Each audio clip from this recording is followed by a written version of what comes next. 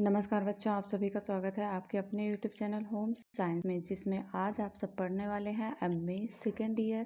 Paper आप सबका है थ्री। जी हाँ, प्रसार शिक्षा एवं तकनीकी और कार्यक्रम है आप सबका तीसरा पेपर। तो बच्चों, तीसरे पेपर में हम लोग आज जानेंगे कि प्रदर्शन के प्रकार बताइए। इसमें मैंने 3 बहुत ही महत्वपूर्ण प्रश्नों को शामिल किया है। तो इसमें लास्ट में ये भी है कि गृह विज्ञान में प्रसार शिक्षा का क्या सिद्धांत है। तो बच्चों, ये सारे प्रश्न बहुत ही महत्वपूर्ण हैं, तो इस वीडियो को आप सब पूरा ज़रूर देखना।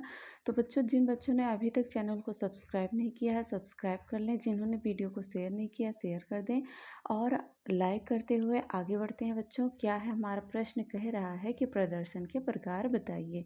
तो हम लोग जानेंगे सबसे पहले कि प्रदर्शन के प्रकार के बारे में। तो मैंने प्रदर्शन के ऊपर एक वीडियो बनाया था, जो आप सब जा कर के डिस्क्रिप्शन में देख सकते हैं कि प्रदर्शन होता क्या है, या वीडियो जा कर के आप सब चैनल पर देख सकते हैं प्रदर्शन के बारे में, जो प्रसार शिक्षा का महत्वपूर्ण वीडियो है। तो प्रसार शिक्षा में जो प्रदर्शन है उसके प्रकार के बारे में जानते हैं। पहला प्रकार है बच्चों विधि प्रदर्शन। जी हाँ, सबसे पहले है विधि प्रदर्शन। विधि प्रदर्शन समूह के समक्ष होता है। क्या होता है? जो विधि प्रदर्शन किया जाता है प्रसार शिक्षा में, उसका सबसे पहले क्या होता है? समूह के समक्ष इसका कार्य किया जाता है और प्रसारकर्ता स्वयं या किसी ग्रामीण के द्वारा, जो प्रसारकर्ता होता है वो स्वयं या किसी ग्रामीण के द्वारा विधि प्रदर्शित करवा सकता है। इस पद्धति द्वारा निम्नलिखित प्रणालियाँ प्रदर्शित की जा सकती हैं, जैसे कि कृषि संबंधी, जैसे पंक्तिबद्ध है, सही दूरी का निर्वाह करते हुए बीजों एवं पौधों की रुपाई और कीटनाशक दवाओं का छिड़काव, खाद उर्वरक का प्रयोग, कृषि यंत्रों का प्रयोग एवं रख रखाव, अनाज भंडारण आदि आदि, इन सभी का प्रयोग करके वह विधि प्रदर्शन में जो प्रसार करता है वो कृषि से संबंधित जानकारियाँ दे सकता है। उसके बाद है पशुपालन संबंधी, जैसे कि पशु की नस्ल एवं आयु परीक्षण और पशु का नियंत्रण, पशु पक्षियों को संतुलित आहार देना, दवा पिलाना, एनीमा देना, पट्टे बांधना, हाथ एवं यंत्र द्वारा दूध निकालना, पशु पक्षी की सफाई, रोग प्रतिरक्षा, किलनी, जुएं आदि दूर करना, इन सभी के बारे में जो प्रसार करता होता है वो सबको ग्रामीण को जागरूक करता है।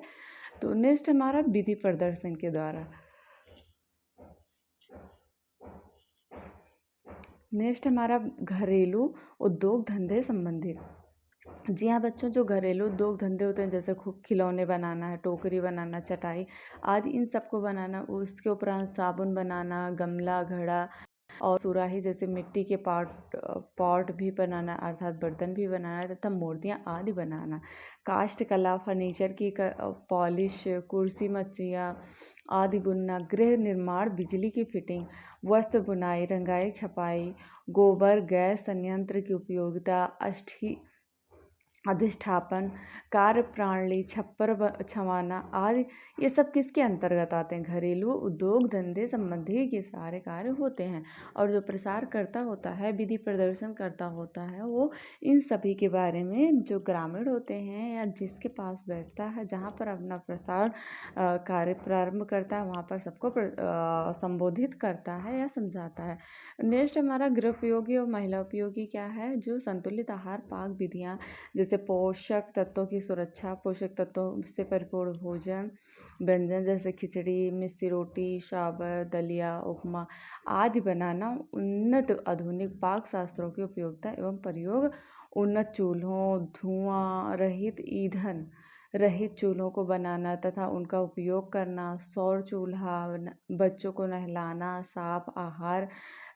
साफ रखना, कृत्रिम दूध बनाना, बच्चे को पिलाना तथा पात्रों की सफाई, बच्चों के लिए पूरक आहार तैयार करना, सारलीकरण, ऊनी कपड़ों की देखभाल, धुलाई, घर सजाने का सामान बनाना। जैसे घर सजाने का सामान आप सब बनाते रही होंगी बचपन में, झालर है या कोई तोड़न है, कुछ भी, बहुत सारे वस्तुएं बनाते थे घर सजाने के लिए। और नालियाँ तथा घर के आसपास की सफाई, मच्छर मक्खियों की नाशक दवाइयों का प्रयोग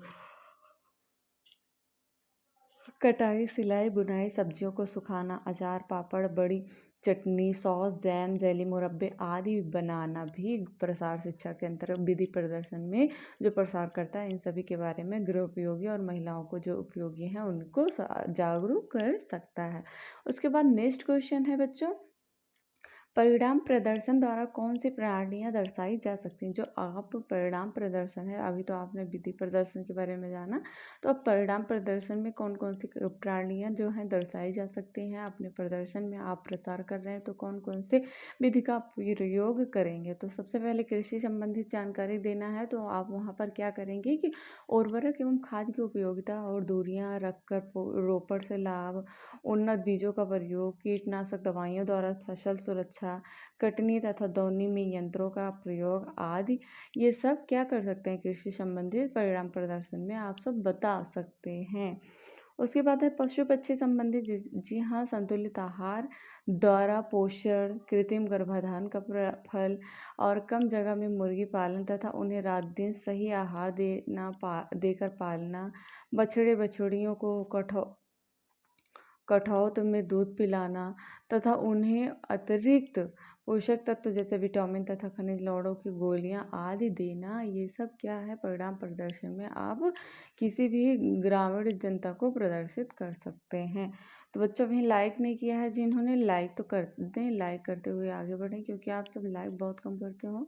उद्योग धंधे संबंधी जैसे कम लागत में ईंट बनाना, पॉलीथीन की चादरों का प्रयोग करना, छप्पर बनाना, गैर परंपरागत ऊर्जा का प्रयोग करना,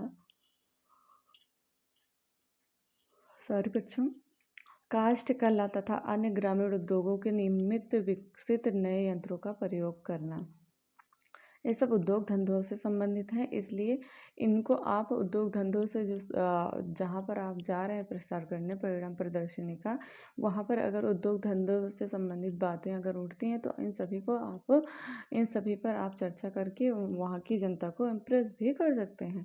गृह उपयोगी जैसे उन्नत चूल्हे एवं सौर चूल्हे, गोबर गैस संयंत्र द्वारा बिजली एवं गैस का उत्पादन, बच्चों की उचित देखभाल, खाद्य संरक्षण, मच्छर मक्खियों की रोकथाम और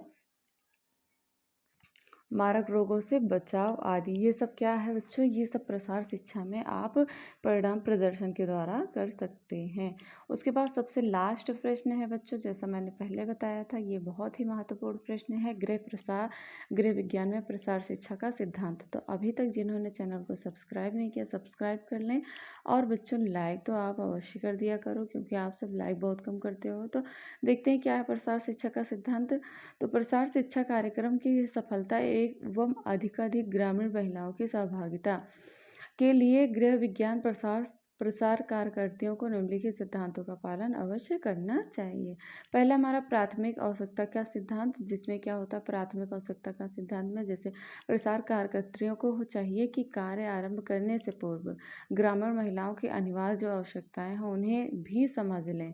यदि ग्रामीण बच्चे दस्त से पीड़ित हैं या उस क्षेत्र में मलेरिया, टाइफाइड, पीलिया जैसे कोई रोग फैला है तो पहले उसके निवारण का उपाय बताएं। फिर उस समय यदि पौष्टिक व्यंजन या जैम, जेली बनाना सिखाने लगेंगे तो कोई महिला इन कार्यक्रम में रुचि नहीं लेगी।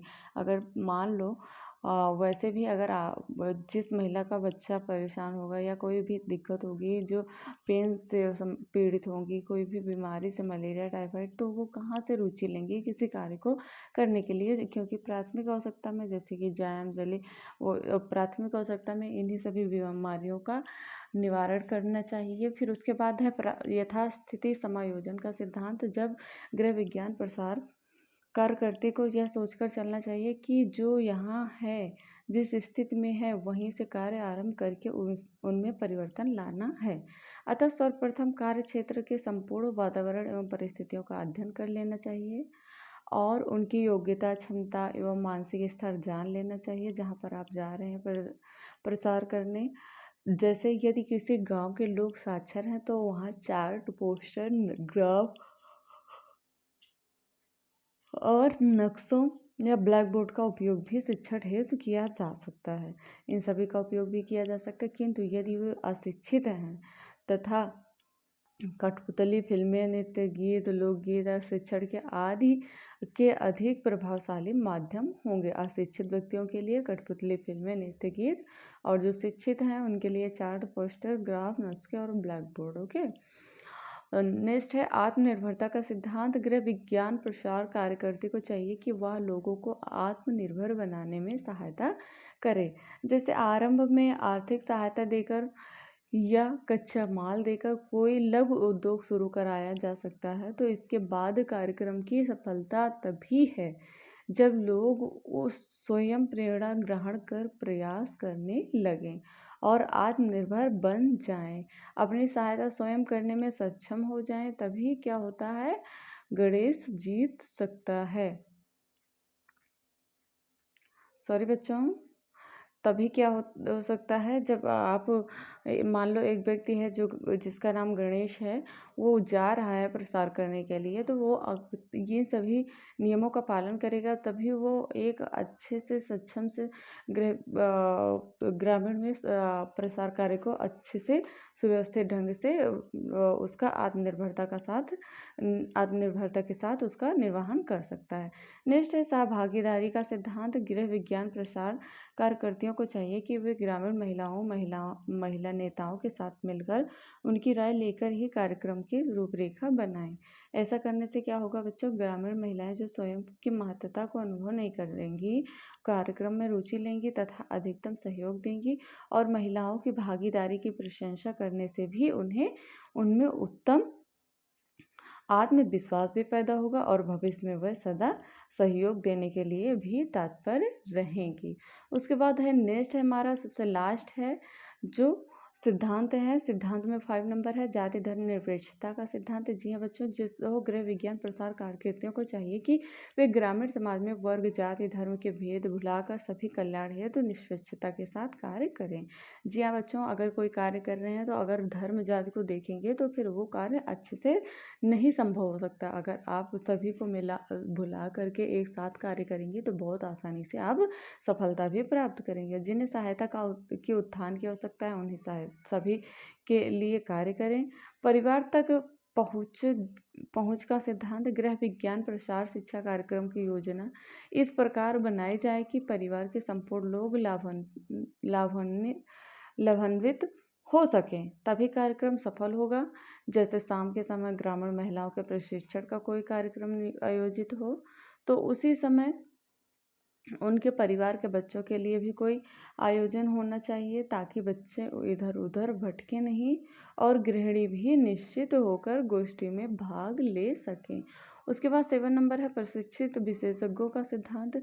गृह विज्ञान प्रसार कार्यक्रमों के प्रभावकारी आयोजन के लिए आवश्यक है कि गृह विज्ञान विशेषज्ञों और कृषि डॉक्टरों अथवा विशेष के द्वारा विद्वानों को समय समय पर बुलाकर ग्रामीणों में उनकी भेंट करवाई जाए। यह विशेषज्ञ ग्रामीणों की समस्याओं को सुनेंगे और समझेंगे तथा उपयुक्त सुझाव भी दे सकेंगे और ग्रामीणों को भी तत्काल समस्या का हल पाकर संतुष्टि भी होगी। इस प्रकार से आप अपना प्रसार कार्य आगे बढ़ा सकते हैं। विशेषज्ञों के द्वारा भी अधिक लाभान्वित होंगे आप।